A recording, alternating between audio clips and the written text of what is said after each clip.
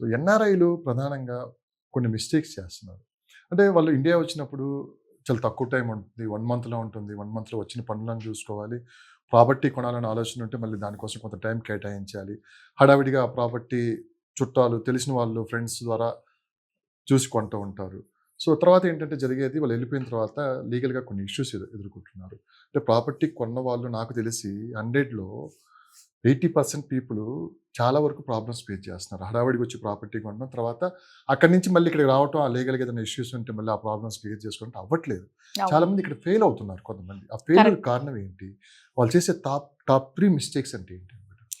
NRIs చేసే major mistake ఏంటంటే, NRIs has got a set of different kind of agents.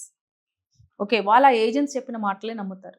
The main reason ఏంటంటే, నేను initially ఇంకొక వీడియోలో ఇందాకనే చెప్పాను. Maximum NRIs are not from Telangana.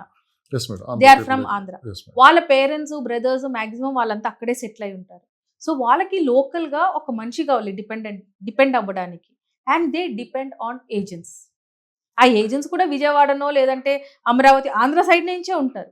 కానీ basically when it comes to agent sales ఏమవుతుందంటే, agents will always focus on his profit. Okay. ఆ project అక్కడ అవుతదా? అక్కడ అవ్వదా? ఈ ఎన్ఆర్ఐ క్లయింట్‌కి అది అందుతదా లేదా అనేది it is a second chapter for him. First చాప్టర్‌లో ఏంటి? సేల్స్ క్లోజ్ అయిందా? నా కమిషన్ నాకొచ్చిందా? First point is that. Second thing is వీళ్ళు ఎప్పుడు లీగాలిటీస్ చెక్ చేయరు. Yes madam. ఎన్ఆర్ఐస్ మీరన్నట్టు వాళ్ళు 10 డేస్‌కి వస్తారు. లేదంటే 1 మంత్‌లో వస్తారు. ఆ 1 మంత్‌లో ఒక పెళ్లుంటుంది, ఒక పేరెంటం చాలా వరకు ఉంటుంది, ఆ! ఒక ట్రిప్ ఉంటుంది, ప్లస్ ప్రాపర్టీ కొనేది ఉంటుంది.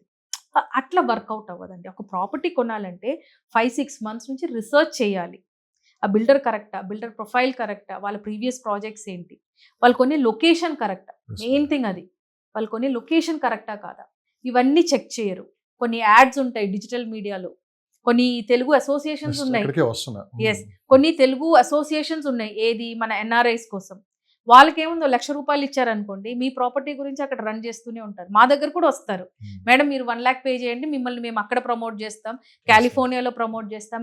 ఆస్ట్రేలియాలో ప్రమోట్ చేస్తాం అనేసి. అది ఫేక్ అండి. ఫేక్. కొన్ని మంచివుంటాయి. ఇప్పుడు కొన్ని బ్రాండెడ్ బిల్డర్స్ చేస్తున్నారు. కానీ not everybody are succeeding in this. Okay. So ఇప్పుడు బ్రాండెడ్ బిల్డర్స్ దగ్గర కొనాలనుకోండి 7,000 to 8,000 ఆర్ 9,000 ఉంటది ప్రీ లాంచ్ ప్రైసెస్. ఓకే. అదే మీరు లోకల్ బిల్డర్ దగ్గర కొన్నారనుకోండి 3,000 4,000 ఉంటది. Oh. So what do people see? వాడైనా కడతాడు, వీడైనా కడతాడు అనుకుంటారు. అక్కడే వాళ్ళు చాలా మిస్టేక్స్ చేస్తారు. మెయిన్ డిజిటల్ మీడియా ప్రెసెన్స్ ఒకటి, ఏజెంట్స్ ఇన్వాల్వ్‌మెంట్ ఒకటి, ఇంకోటి lack of time. These are the major issues what NRI people face.